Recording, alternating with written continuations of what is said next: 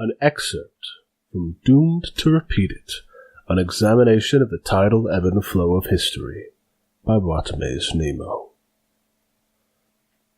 There are some, like my esteemed colleague, Dr. Diggs Everdeeper, who would say that any lessons to be had lie in the bones of our ancestors, rather than their origins, that the fallen civilizations of yore constitute a purely cautionary tale, the Titan's kingdom and the Empire of Cats both serving as an overriding moral not to overstep the bounds placed around you, but to maintain a steady course in the path set out before you.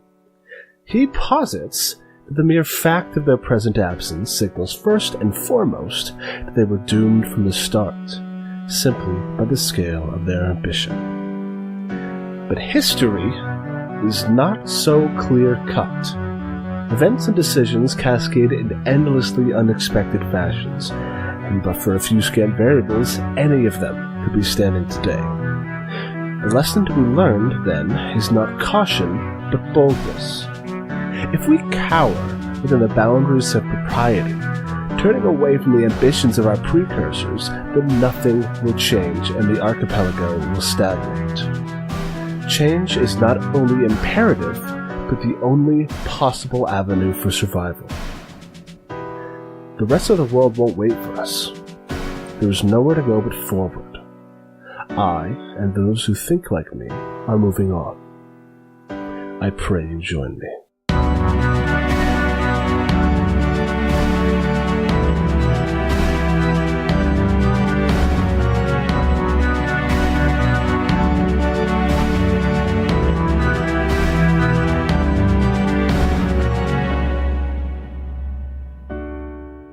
Calico Black, he's got, I mentioned earlier, he has a Nodachi, which is a 5.5 foot long sword. It's a very long katana style sword, Japanese style sword. And he drives into the ground in front of you to block this attack. That slides up the katana, the sword, and then catches him in the head. No! And so you're not going to take any damage from this, but Calico Black is out cold. Oh no! Can I still attack? Let's let Ford is also next to you. Okay. So he'll attack next, and you'll be able to attack. Radiant feels terrible. Is the monster still coming at Radiant? Well, yeah, it just knocked the lights out of Calico Black. Okay, I want to defend Radiant. Okay. Let's start a chain. Yeah. Standing by that's plus con. And even on a miss, I hold 1. Yes. Because you are defensive to fighting style. God. Oh my god. That's a 6. Damn it. But I hold 1. Wait, can I aid? Can I aid this in any way? Sure. I'm right next to him. I'll let you aid it. Okay. Because you just let Calico Black get hurt. Yeah.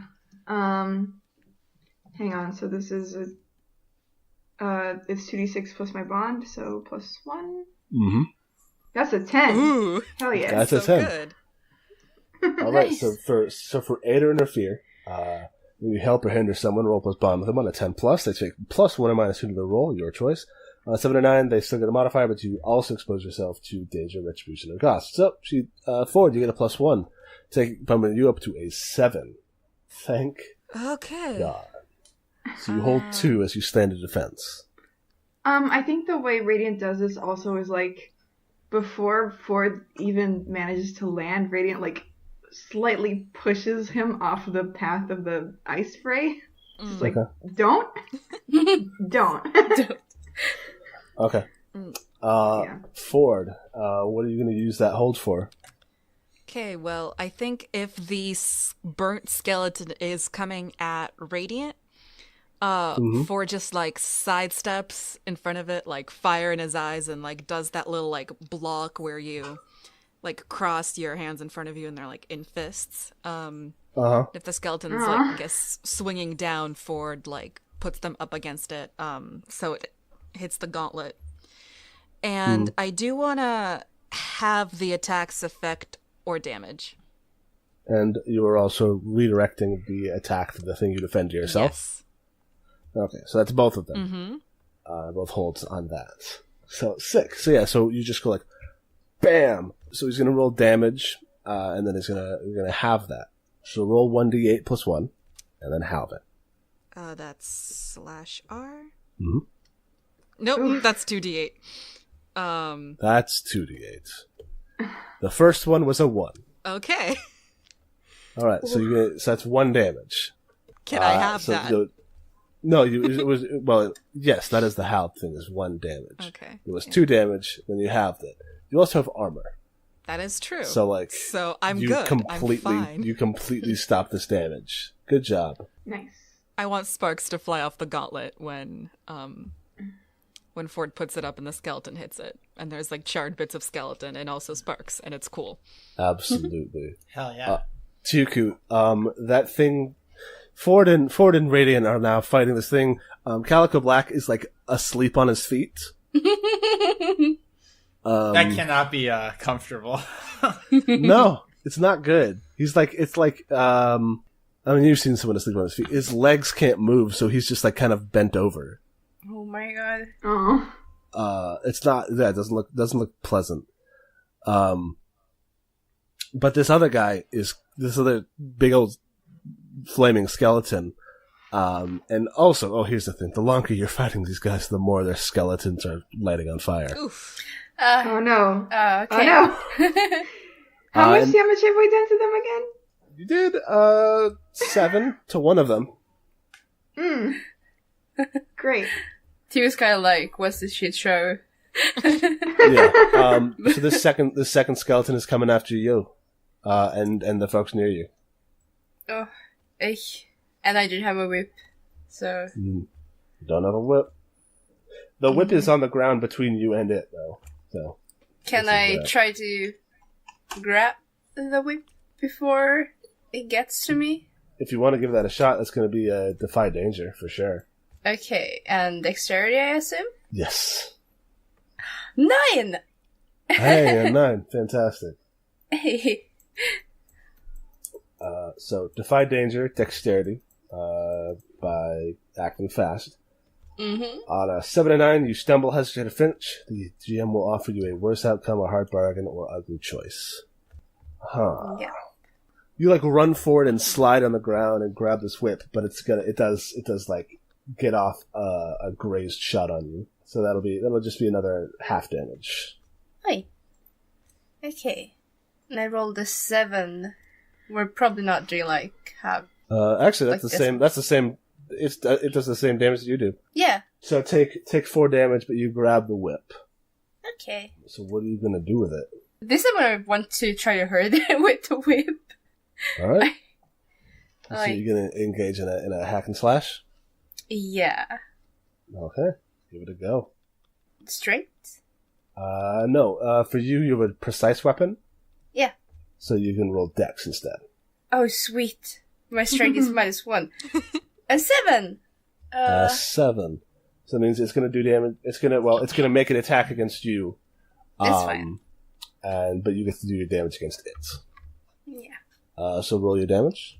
Yes. Ooh. It's a 7 Wow. again! It's 3 7s in a row! Hey, Wow. ding ding ding ding ding. A Okay, jackpot. so we win like something, right? Yeah. You know, Yeah. the getting attacked lottery. Wow! Yeah, hell yeah.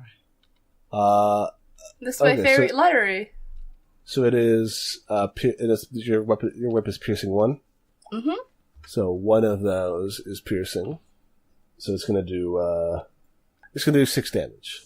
Okay. Okay. Because these have armor. Nice. Zara, it sounded like you had a thing you wanted to try. It's a little different now, but that's okay. Because Tyuku is engaged in... Okay, so Tyuku's engaged with this one skeleton, and my buddies are engaged with another, right? Uh-huh.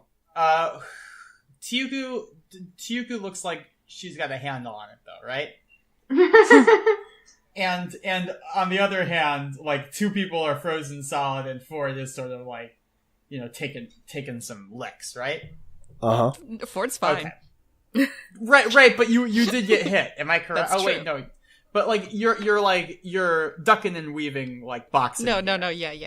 You're not in control. You're like up against the ropes defending. Okay, No. so I'm going to adjust the rangefinder, and if at first you don't succeed, try again. Oh, boy. I have. Here's my justification for this. I have utmost confidence in my gadgets. It's just a matter of getting the things right, and you can never. Sometimes science hurts. So I aim it at the thing. I pull the cord string again to release another beam of ice at the skeleton that's fighting forward, and try to blast it. What? All right, cool. Roll for that. Sure. I am going to use my last. Oh no! Yeah, I can't fail again. I'll use my last charge, so I can use it as a weapon with my int, so I can roll plus int. Mm-hmm. Hey, nice. Yes, I got an 11. Nice. Okay, this time is good. Blamzo. That was a rage attack, so that would be volley, right? Uh-huh. I get a clear shot, deal my damage. I also want to say that since it is ice elemental, I might be able to freeze it, or at least put the fire out. Uh-huh. I think it sounds probably better that instead of freezing it, it just puts the fire out. Uh-huh. I don't know, but how does that sound for you? It sounds like you should roll your damage, and let's find out what it does. I guess. Oh no! One. Oh no! One damage. So that sounds like it puts the fire out. Oh, okay, fair enough. Oh, Yeah. I see what you did here. Yeah, okay. Yeah, freezing is a much more extreme thing for it to have done. You hosed it down a little bit. Hey. That's pretty impressive still. Yeah, and that was pretty impressive that you did 1 damage to this monster. Man, No. do you like hit it in one place and then the frost creeps and spreads up it, putting the fire out? And like that's melting cool. a little and then reforming all over it? Yeah, I can. Sure, I can that dig sounds that. awesome. Oh, that's That really looks like cool. one of those cool like crystal skeletons, like with the salt or whatnot, except it's ice. That is pretty cool. Oh, there's a that fire and ice- ice skeleton now. The ice on it continues to crack and reform as it like still moves and attacks you. So, woof. Good luck. Who was I going to call on next? Adeline, I think, right? Yeah, that sounds about right. Adeline, what are you doing right now? Adeline. She has a rapier, but I don't think she's gonna be jumping into that combat in that way. Mhm. So I think Tiku is sort of fighting a skeleton alone. So she's going to try to cast another arcane art spell to up her damage. Ooh. And Oh, okay. oh, I just remembered that my bond with Tiku is that I know songs about her. So yeah, another relevant song to sing about this person I'm trying to help. Ooh. It's Tiku would Akina. be super into this. The Yes. song is just receipts. Where's Akina? I'm on the wrong page. There it is. Alright, another 11 would be great. 7. That's alright. That's almost an 11. Yeah. Yeah. It's not a On a 6. 7 and 9, your spell still works, but you draw unwanted attention when your magic reverberates to other targets, affecting them as well. GM's choice. So what's your thing that you're doing? I am giving a plus 1d4 forward to Tiku's damage, which I think if healing looked like the person glows, maybe this is the weapon glows instead. Nice. Fantastic. Yes. So Tiku, you feel like stronger. Nice. You feel pretty confident. The skeleton in front of you bursts into flames. Oh. Oh. Oh. So it's got that buff too. Oh no. Just so you know. Tuka, what are you going to do with that? Gonna hit the heck out of the skeleton, I guess. Alright. Give it your best shot. Fire She's away. doing this very confidently. She's like a good stance. She's just doing this. And another 9! Wow! I'm so 9. good. Nice. Can I aid you? Yeah, you can give it a shot. How are you going to aid her? Maybe I'm like sort of blasting at the skeleton's feet, trying to put the fire out. Mm-hmm. Sure. Sure. So I would roll plus bond, and I do have a bond with Tuku, so that would be +1. Yeah, you gotta protect your research assistant. I'm going to click on this charisma one because it's a 0, so I don't have to type in the roll. Okay. I got an 8. Oh. Okay. So let's see. On a 10 plus 8, on a 7 to 9, you also expose yourself to danger, retribution, or cost. Okay, yeah. So you get the +1, making yours a 10. But I also expose myself to danger, retribution, or cost. So thankfully, there's not going to be as much retribution because Tuka got a 10. Mm-hmm. So that works out for everybody. So Tuka, you get to roll your damage. Woohoo! This skeleton goes slips. It's a 4. 4 plus 1d4. Oi.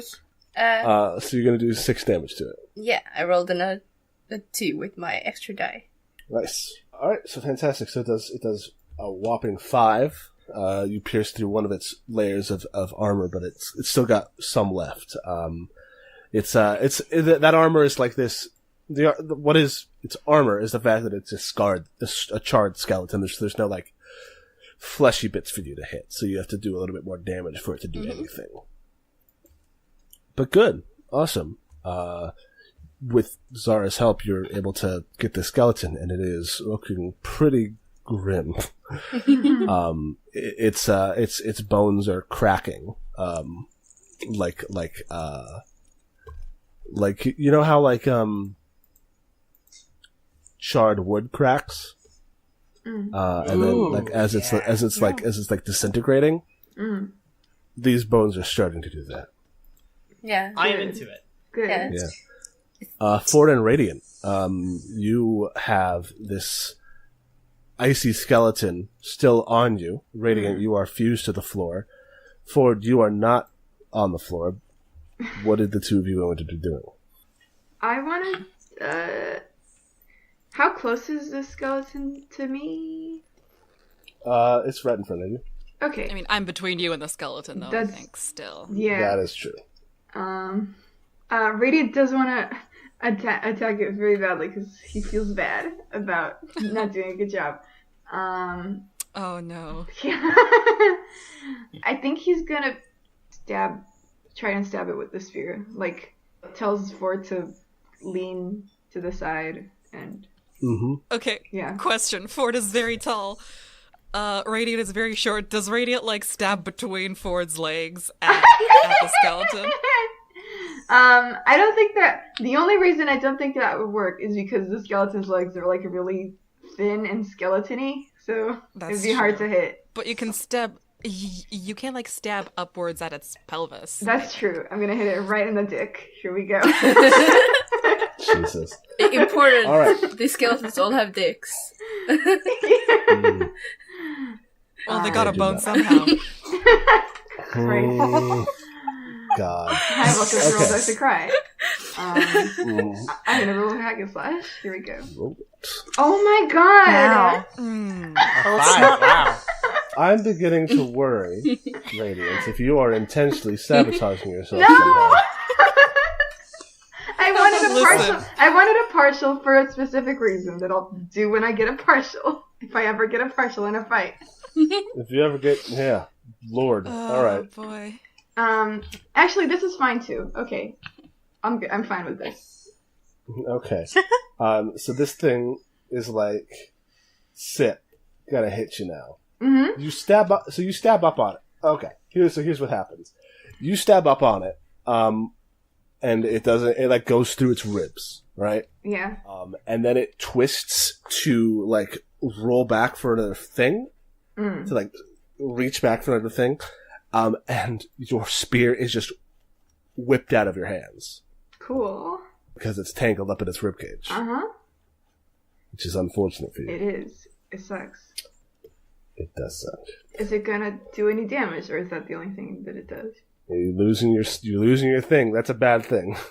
Can I attack it? Yeah, you can attack it. Radiant was doing his best to attack it. You get whacked on the inside of the knee by this, like, the half of the spear as it's whipped out of Radiant's hands. Okay, I swear very loudly and very creatively. Great. In a way that Radiant would absolutely hate. Because he's probably never heard words like this in his life. No. No, he lives in a fishing village with, like... Blood. Yeah, he's heard it. He just doesn't like it. They're like fish sailors. Yeah. Yeah, that's true. Then Ford, I think, stumbles forward a little bit and follows the skeleton as it rears back. And then gives it another, like, uppercut straight in the jaw. Hell yeah. It's hack and slash? That would be hack and slash for sure.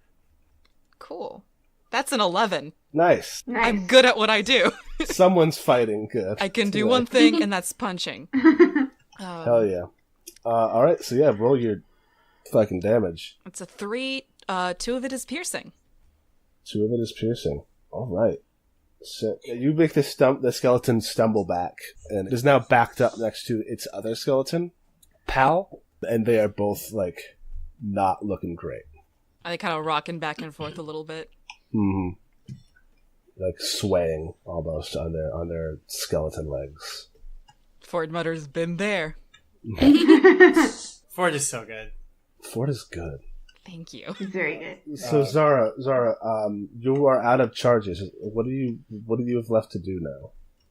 I can still use some things without a charge. Like, I can still use my gadgets. I just can't use them. I can't roll int with weapons, and I can't pick some options for, like, field tests, but I can still use them. Okay.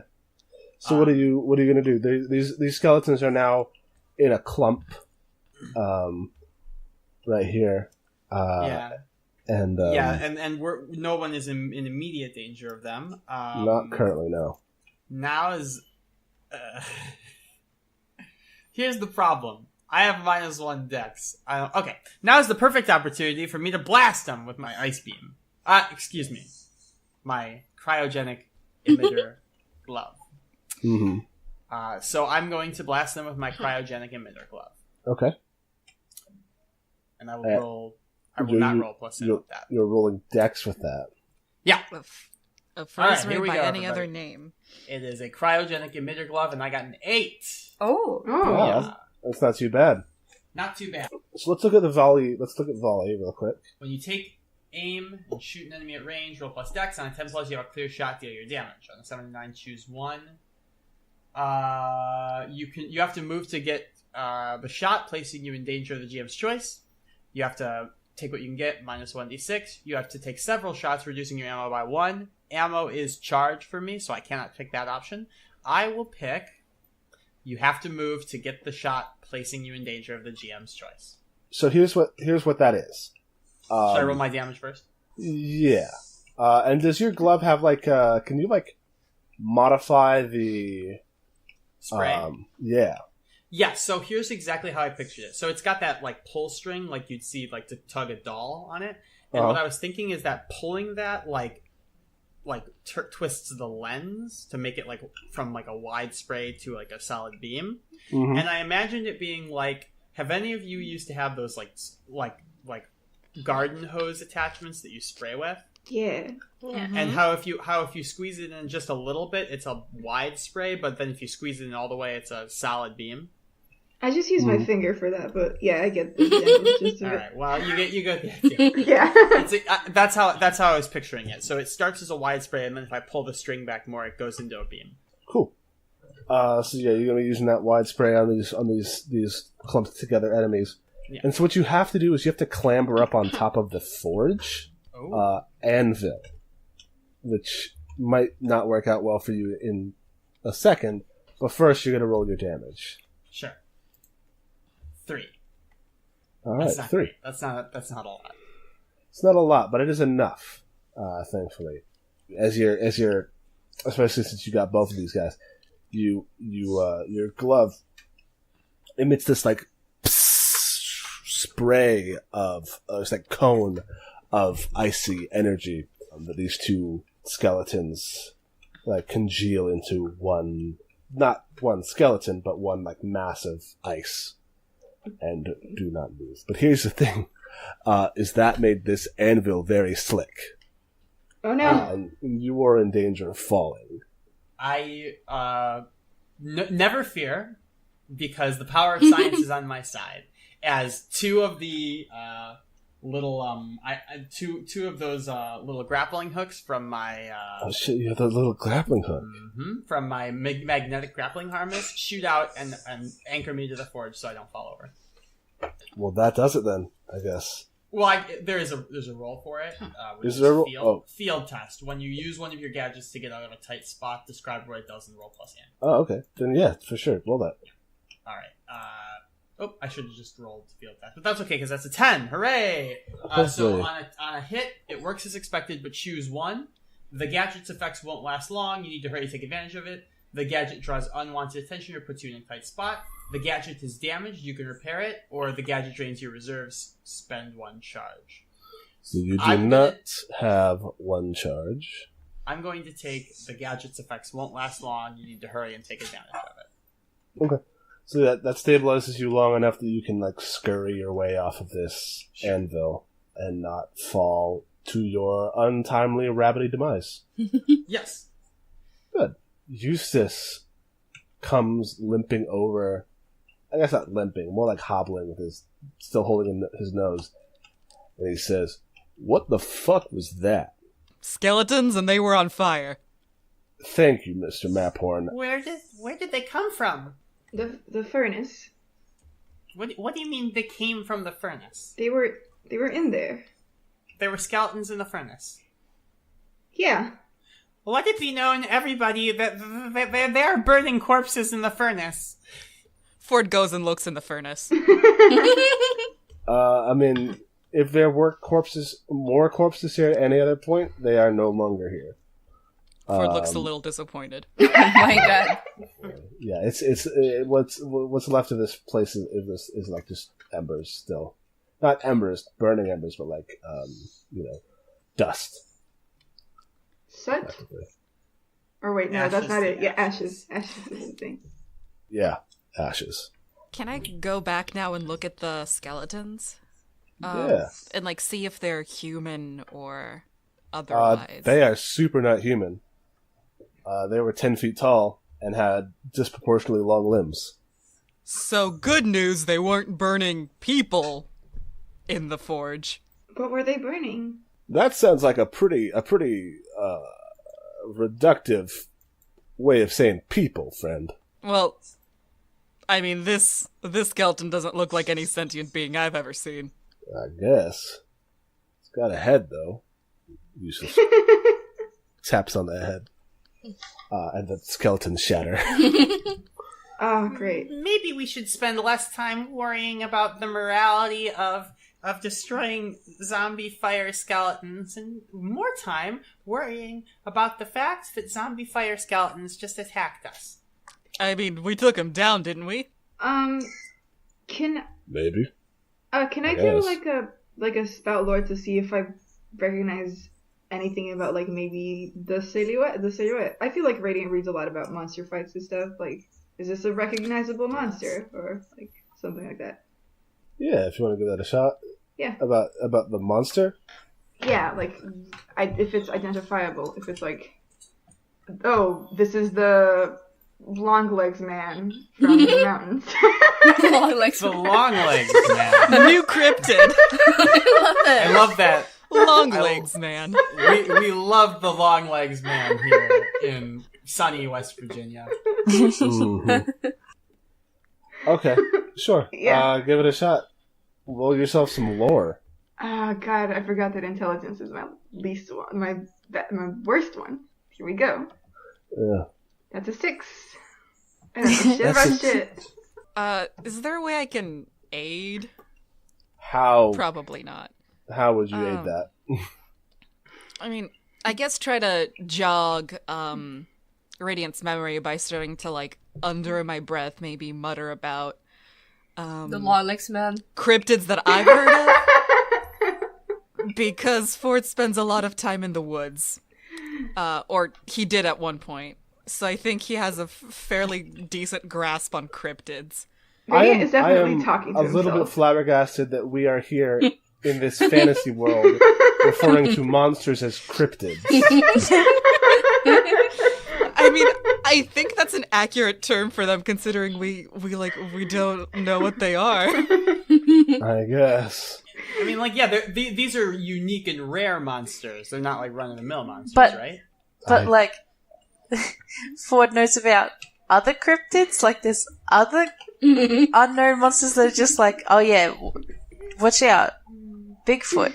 Don't worry about that dragon, though. That's real. But Bigfoot, don't know about it. This skeleton doesn't have big enough feet. I think that's what happens when you're, like, out next to the wilderness, in taverns with a bunch of drunk people. Someone's like, I swear to God, I saw it and it looked like a giant moth, and you're like, oh, you're full of shit, Steven. Damn it, Steven. I mean, like, because, like, yeah, dragons are, like, fantastic to us, but if they're just exist in this world, then yeah, of course, like I mean, alligators. we don't necessarily know that dragons. I guess well, like, for this, just as an example, like, if we knew dragons, like alligators to us, if we had never seen an alligator, none of us, if we had no idea the concept of an alligator, and someone said, I saw a giant iguana, it was this big, had sharp teeth, and thick scales, and it, like, crept above the water, we would probably say, like, you're baloney. You're made of baloney, Steven. You're made of baloney, Steven. Steven. I don't know. Steven, there could be the cryptids drunk in the family. cryptids fan, is my favorite NPC. Uh-huh. Love Steven. Yeah. I'm a little distressed that all of your Steven. favorite NPCs are the ones you make up that I didn't have any hand in. I'm so sorry. The fans love it. Steven. Yeah. Fans, all of Steven, us that here new playing. shit. So is Ford aiding me? I guess Can if you I? think if that is what's the word? Not forgivable. Justifiable in your own heart. I think Radiant is definitely like speaking aloud, like talking to himself a little bit. Like I've heard of Bigfoot, but never Longlegs Man. I mean, I think Ford's like going along that line, you know. Oh, I mean, sure, there's no long legs, man, but there was. Long arms man. We need There was- we need to stop calling it long arms, man. But I Please. did once see part of a skeleton that looked like an arm was definitely a little too long. And just going like that. Mm-hmm. Mm-hmm. Okay. So that's, Talking it Roll out. yourself a bond. Yeah. yeah. That's plus bond. Plus bond. So that's 2d6 plus 1. Oh my That's god. a 6. Oh, So they're just bless. standing there talking about cryptids and not reaching any conclusion. Yeah, the two of you become pretty wrapped up in this idea of spider creatures. And over the course of your conversation, you're like, they must have Spider-Man. They do whatever a spider can. Yeah, and so you are now. Where it's like, you know, if you can rearrange these bones, you could probably form a spider pretty easily. Yeah, so you have ended up at the wrong conclusion, and so, but you believe in yourself. Yeah. So, whoops. I have a question for posterity because I was gonna ask, if I get aided, do I keep my failure? But I did not successfully get aided. But Nope. And I think if you get aided, your failure is no longer a failure if it is a success. okay, so no Well, All so XP then. failures, so. Yeah, Yeah. it'll just be the same. Do I mark XP? Yes. Did you fail? I'm almost at leveling up. Jeez. How many to level up? It's 8, right? Yeah, it's your XP plus, it's your level plus 7. Yeah. I have to say, I have not failed once. Oh my god! I've got 1 XP. I failed 1 roll.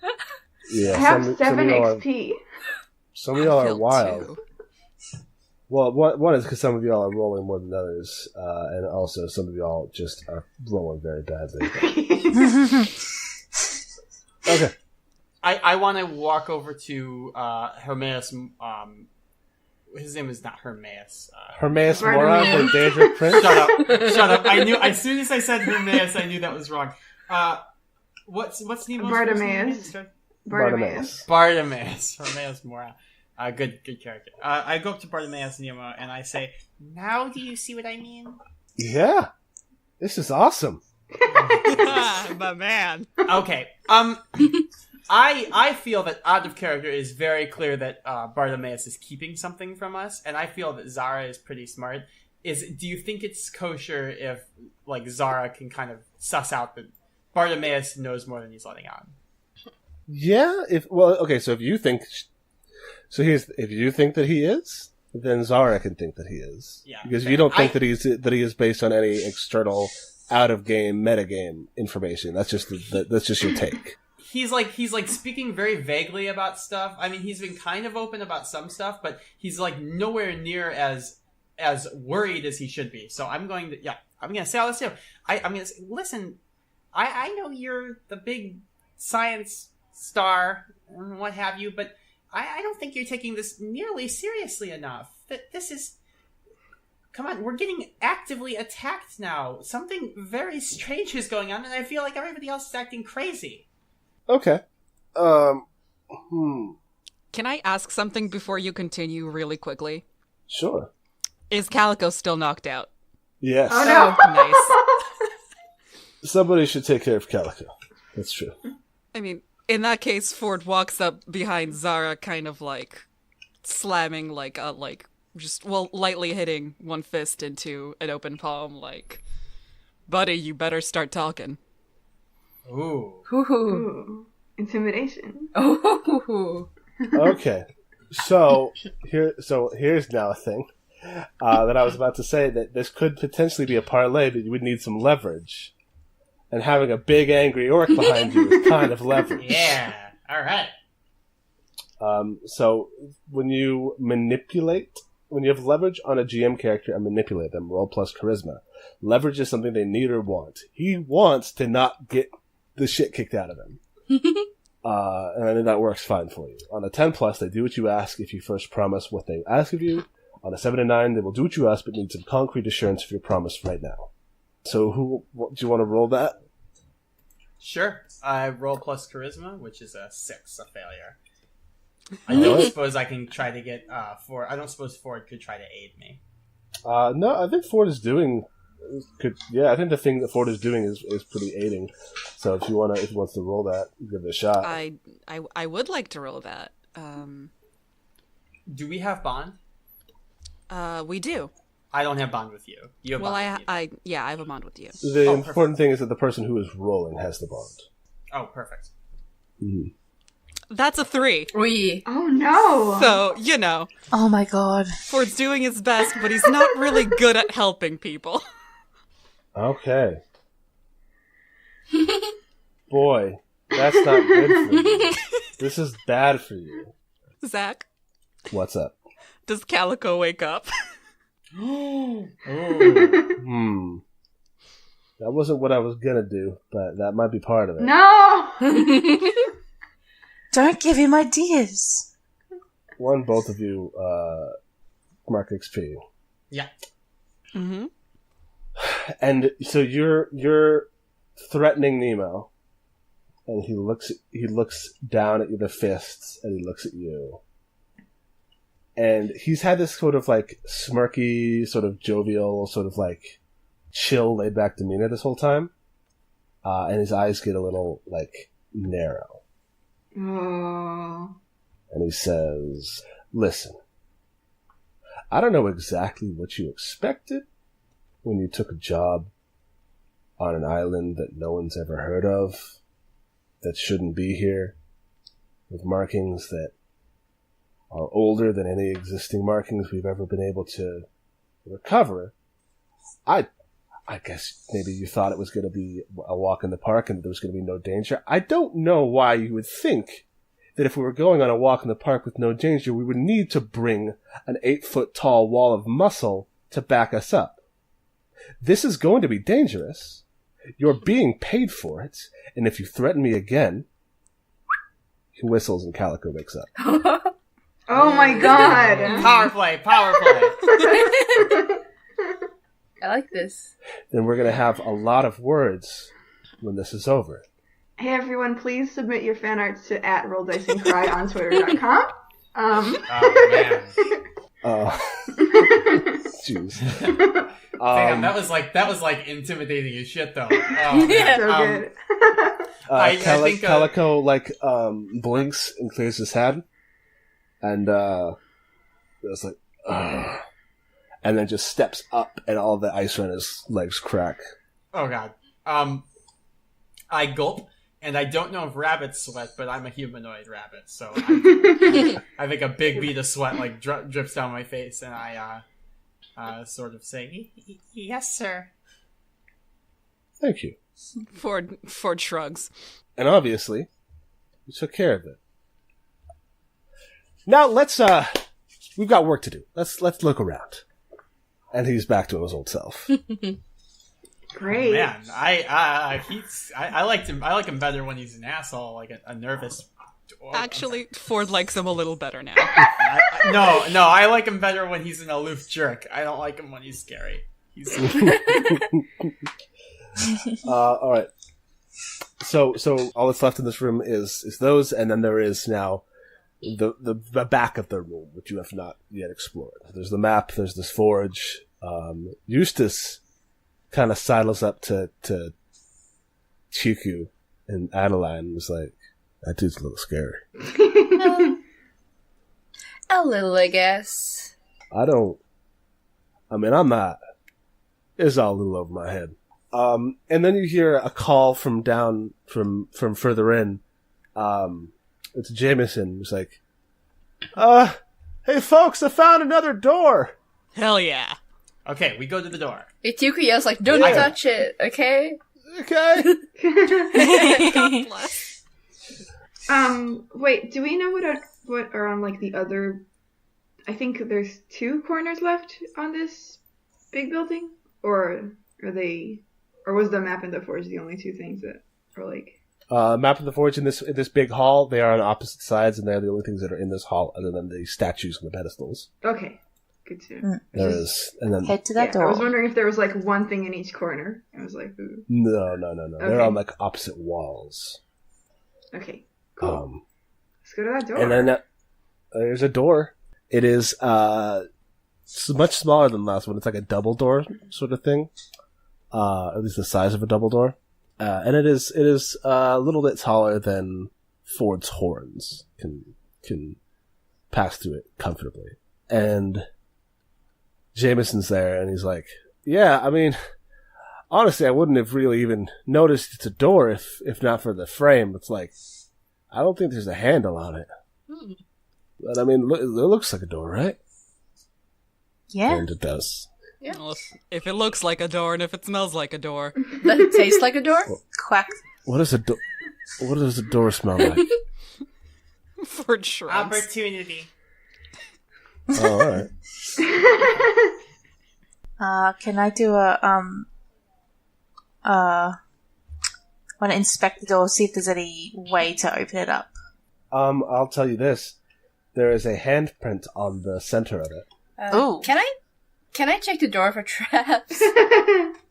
Yeah, do you want to give it a shot? That's your trap expert ability? Yeah. Move? That is my thingy.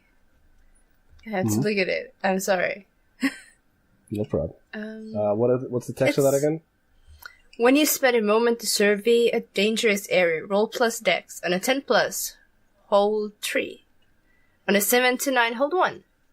Spend your hold as you walk through the area to ask 3 questions. And I will read those questions after I have failed this roll. It's an 11! Hey! Oh! I did not fail anything! Congratulations. So the questions are, is there a trap here? And if so, what activates it? what does the trap do when activated, and what else is hidden here? And since I got a 10, I'm going to ask all of these. All of these? Yeah. Wait, how many holes did you get? 3. And a 10 plus, hold 3. Okay, so ask those in sequence then. Is there a trap here, and if so, what activates it? On this door, as far as you can tell, is not trapped. Oh well. What else is hidden here? What else is hidden here? On this door, you can tell this handprint, it's like not recessed, but like it's if you press it, it will press down. Okay. There are these barely visible seams around the handprint that show that it could be depressed into the door. Okay. I'll let everyone know that this door is so safe. It's the safest door ever. So someone else press it. I'll press it. Alright. Which hand do you press it with? Well, which hand looks like it fits better? Ooh. That's a good question. I didn't think about that. Which hand did you put the steady hand on? Right. Then right. Okay, then I think I press it with the gauntlet, maybe, if it fits. Mm-hmm. It does fit. It actually fits really nicely and snugly. And it goes, and your fingers sink slightly into the door. And then, like the door on the outside, from your fingers, 2 lines shoot up to the top and the bottom of the door, and then it splits in half. Nice. Ooh. So, like, the lines are like that glowing blue stuff? Mm-hmm. Love it. And, Nemo kind of coughs, and he's like, so I guess it wasn't just the book, huh? Oh, this old thing? My grandma gave it to me. Found it in a swap meet, huh? Mm-hmm. Right. Alright. And he stands there for a second and he says, well? He gestures to the door. Ford goes in first. Unless Tiyuku wants to do something. I wish to see if I can use my last hold to see if there's a trap inside it, but I don't know if that works. No, there's not one. There's not inside it. Okay. So you walk through this door into another sort of smaller hall. And this one has more stuff in it. It's got like staircases. This is a very rough sort of approximation, but basically it's got staircases moving out into multiple rooms on multiple floors. And there is also a large circular crest in the center of this room. This hall is much smaller than the one you were in, but it's still pretty big, pretty spacious. And this circular crest shows the sun and the moon in a sort of design that you're not super familiar with. Does it look religious in any way? Is the moon cracked, or is it complete? No. It's full. Interesting. Mm-hmm. Here's another thing. It is full because the moon is always full. But it's not like cracked. No, it's not. Which it is not cracked. Yeah, it's, I have a question. Yeah. Does that symbol appear in my fancy book? Yes, it is a symbol on the front of your book. Ooh. Oh. Is the same symbol on my gauntlet? No, your gauntlet's is just the moon. Okay, cool. Ooh. I'm going to show everybody the symbol. I'm just going to point at the book, the symbol on the book, just so everybody takes account of that. What was that? I'm sorry. We can keep this happening. What did the book do again? The book gives you +1 on just about lore regarding magical effects, or arcane phenomena. Yeah. Okay, so this wouldn't trigger that. I mean, it might. That's what the book does, but it might have more information in it. I just want Tiki to say that it's just nerd shrine. I'm going to spout lore, but I'm going to spout lore about this symbol. And I've forgotten what the bag of books does again, like that. That also just you expended use to give you a +1 to spout lore. Okay, so here's my thing. I would like flavor-wise for that to be like I'm looking at this new book I've gotten. However, I understand that I'm not asking you about something explicitly magical, so my thought process is, flavor-wise, it could be the book, but I'll also mark a use off of my bag of books. Yeah, I suppose. I mean, you could be cross-referencing, sure. So I pull out a book of, like, symbology, which I had in my bag, fortunately. And I use one of those, so I have 2 uses left. That gives me +1 on my spout lore, is that correct? Yes. Okay, so I'm going to consult these books, and it's rolling plus int. Is a 9. All right. So you're going to tell me something interesting, and it's on me to make that useful. I'm looking about this symbol.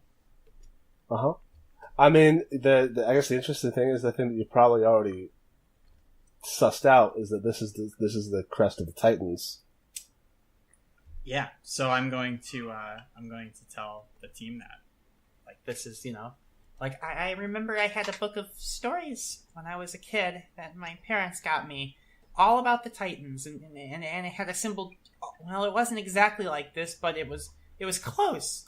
I don't know if I'm capable of doing this, but the weird thing is, so we can say this isn't kosher, but the weird thing is that in every other symbol, the ones in my books when I was a child, the moon was cracked like it is, like it's always been. Can I roll to see if, like, I have any theories about when the moon was cracked, or if it was always cracked? I mean, if you have theories, you have theories. I don't know that that's a thing you have to roll for. Okay, that's fair. And because I think Ford has theories. Okay. For sure. What are they? Yeah. Well, Ford thinks that the moon was cracked sometime around the same, sometime around when, and the reason I think this would be about lore, I think, is because Ford thinks that the moon was cracked around the same time as the Titans were lost, or something along those lines, because I don't think that in the ancient astronomy texts, the moon was always cracked. I think there's like 1 or 2 that references it being complete. And those are the sort of texts that you could only get at an extremely prestigious level of academia. Mm-hmm. That's definitely not stuff that's open to the public. Yeah. Maybe it's like almost like apocryphal, like some Dead Sea Scrolls kind of thing.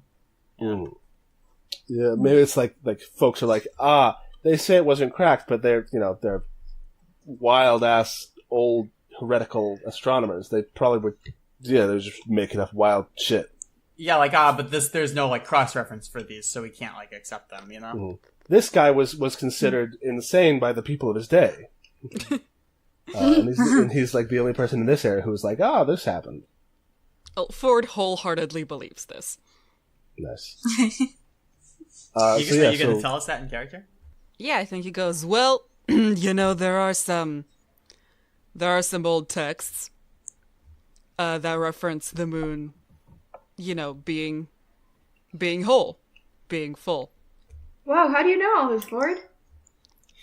I beat up an astronomer once. He's not lying. It's not a lie. Checks out. Yeah, you did beat up an astronomer once. That makes Nemo sense. Nemo is standing on the center of this thing, and he's kind of putting his hands in his hair, and he says, the thing about always been is that folks really tend to exaggerate that. Hey, look at that. And he points, and like with I don't know what, like he with his foot, there's like dust on the ground here. And he kind of wipes it away, and there are some rings carved into the ground around this crest, like circles, right? Mm-hmm. And each one has a star inside of it. How many? 10, which is the same number of pillars as that are in the hall. Wait, hang on. How is this laid out again? Like, there's this around the crest. There are like, it's a circular crest, right? Uh huh. So around the crest, there's other circles and the stars are inside the circles. Are they like 5-pointed stars? Yeah, they could be 6-pointed stars. Okay, Or 5-pointed stars, or whatever. They're stars. Does it look like something you could stand in? Yes. Do any of them particularly call to me? Yeah, I think so. Oh. And I go to that one. Ooh. Yeah. The circle lights up. Ooh. Ah! Whoa. I win. Ooh. You did it. Da-da-da-da. You got the car. Bartimaeus looks at you and looks at the circle and looks at the rest of you and says, all of you stand in a circle now. Okay. I do it. I do it. Ford looks at his glove and goes, one hell of a flea market. Are you sure about this? Yes. I have never been more sure of anything in my life. Yeah, I do it also. I feel like I'm the last one. Yeah. And I feel like it's mostly like intimidation that's making me do this, because it seems like a bad scene, but I'm more scared of Hermaeus, who basically just gave me Bartimaeus. Sorry! Jeff Goldblum. We can just call him Nemo. This is Nemo. This is a good example of how frightening he is, because Hermaeus Mora was always the creepiest character in Elder Scrolls, and I like Hermaeus Mora. So it's really a good thing when you think about it like that. Sorry, Nemo. I feel like Nemo just gave me an order in his scary voice, so I nervously go and step on whatever star. Like, you know what? No, I step on the star closest to me. Okay. It lights up. Ow. Oh. Tuku also stands on a star. So Nemo calls out to Jameson and Eustace and Calico and has them stand on circles as well, which don't light up, or at least if they do, they light up a lot dimmer than yours. And then he stands at the top. And he says, okay, shit, one less than... Damn it, Governor, why didn't you get on that fucking button? Okay, this should still work. Can we go drag a skeleton over? No. What should still work? This. And then he starts talking. And it's this sort of spiel that I'm still sort of working on. But it says something like, in the name of the sun, the moon, and the stars, the endless storm, and the purifying light, we command the open. Whoa. And then all of the stars and the sun and the moon on this crest light up. Whoa. Okay. So I guess we're going to be sacrificed now? Sir, are you sure this is safe? Well, it hasn't been used in 2,000 years, but I think we're pretty okay. And then the floor starts to sink. Whoa! Elevators. Radiant. I've played this version of Metal Gear. Nemo briefly mentioned the storm, so Radiant is like down immediately. He was kind of iffy on Nemo for a little bit, but it's good. It's all good terrified. Zara, I'm terrified. Radiant is like bouncing up and down in excitement. This is great. Yeah. This rules. Nemo said something at the moon. Neo said something about the moon, so Ford's like on board. He's willing to die if it means finding out about the moon. Y'all are very easily swayed.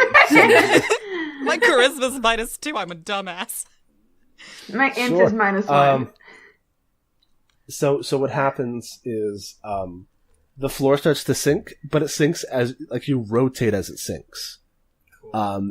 And from the sun like crest at the top, it sort of like collapses down into a staircase even as you rotate downwards.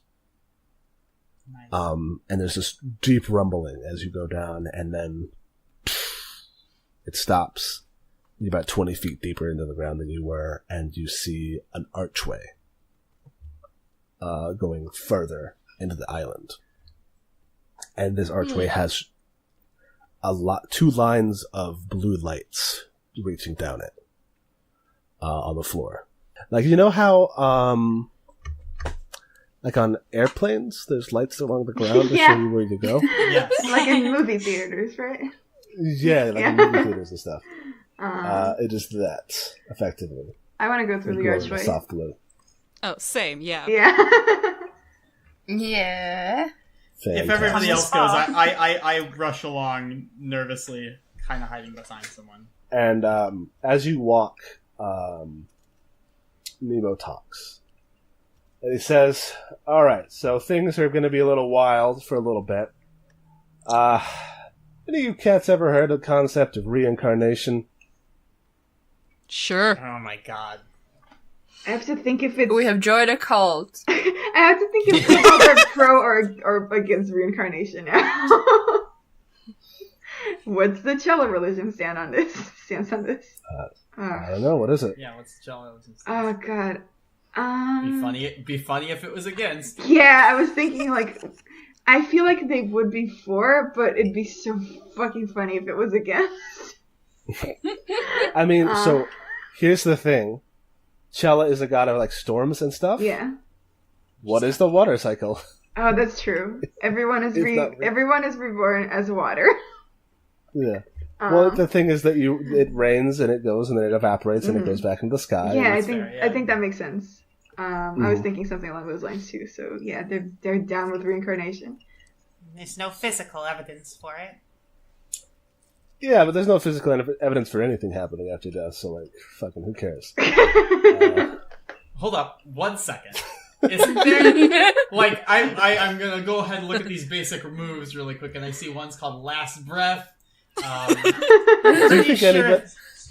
Yeah, okay. I don't think that Ford, like, anybody other squints at than him. you has had last breath. Okay, fair. Or, Okay. or has the capacity to have last breath. So even though I'm not criticizing, I'm just clarifying. Although gods exist, we don't have concrete proof of an afterlife like you would in like Dungeons and Dragons, where they have like the astral plane or whatever. I don't know. I'm kind of talking shit. Is that the case or is it not? I like it. I like that idea. Yeah.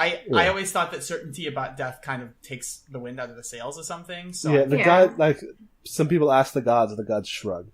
Yeah. Fuck 'em. We haven't died yet. Spoilers. Yeah. Secret. Okay, so that's fine. Yeah. Okay, so he's got a point there. Yeah. And he says, anyway, about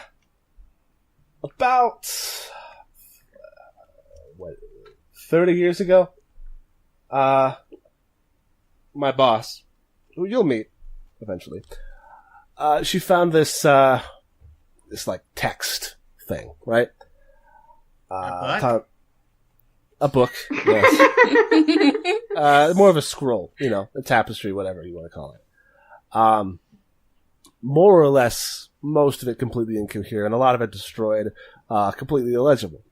But what it did have was some talk about the Titans, reincarnation, and a prophecy.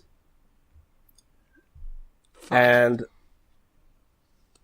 that prophecy had a lot to do with an island that isn't supposed to exist showing up out of nowhere, and some folks who aren't supposed to be anywhere near each other ending up on it. And oh boy, old lady doesn't like to leave things up to fate. So, here we are. How did you pick us as the people who were not supposed to be close to each other? And why did you pick us? You folks ask a lot of questions for people who are watching a miracle right now. Yeah, well. Adeline is looking at the lights, just like looking around to see if there's anything else, but mostly just staring at the lights. So yeah, there's this long hallway that you are walking down. And it feels like it's going imperceptibly downward. And Nemo kind of grins at y'all. And he says, "Tell you what, after this, I'll take you to the old lady's estate, and she can explain the whole thing to you herself. Why isn't she here? You heard, I just called her an old lady. She's got bad hips. Oh, my grandma does too. We have so much in common. Yeah. I'm going to glance over at Calico. And the reason I'm going to glance over, I'm trying to do this subtly so that he doesn't see. I don't really care if he does because I know I'm not a very subtle person. Mm-hmm. But basically, has his mood seemed to shift at all? And what I mean is, like, does he have standing orders to, like, kind of, like, guard us not as, like, people he needs to protect, but as prisoners? Is he like got one hand on his sword here? He does not have one hand on his sword. Okay. His hands are like, I don't know that he has pockets, but his hands, he's basically got his hands in his pockets. Okay, so he looks annoyed, but he doesn't look surprised. Okay, so this is not like, I'm not getting a vibe from him that he's like, that we're being like held prisoner. No. Okay, then. Do you know who is super freaked out? It's fucking Eustace Flint. Oh, sweet boy. Oh no. I love you. And he goes, alright, okay. I don't understand a gall darn thing that's happening right now. Why am I here? Good question. And Nemo looks at him and he says, well, we're gonna need someone to fix him. Fix what? And that's when you guys enter this last chamber. You come out into this, one thing that you've noticed as you've been walking is that the light has slowly started to suffuse and get a little bit brighter. And you realize that this is because when you get down to this absolutely massive sprawling chamber, there is a hole in the ceiling, letting in a shaft of light. And you look up, and this ceiling looks like two doors, where one is like slightly like off its hinges and has led to maybe a crack and opening. The next thing you notice, if you look up, you see that, you look down, and you realize you are about 40 feet in the air. You are on a sort of scaffold, that runs across runs through this room, not around the edge, but through. And along the walls are 10 sarcophagi. They are absolutely massive. Each one is about 50 feet tall. What's in those things? I say very nervously. More skeletons. Ford looks a little ready to fight. Kind of. The bones of the past, you might say.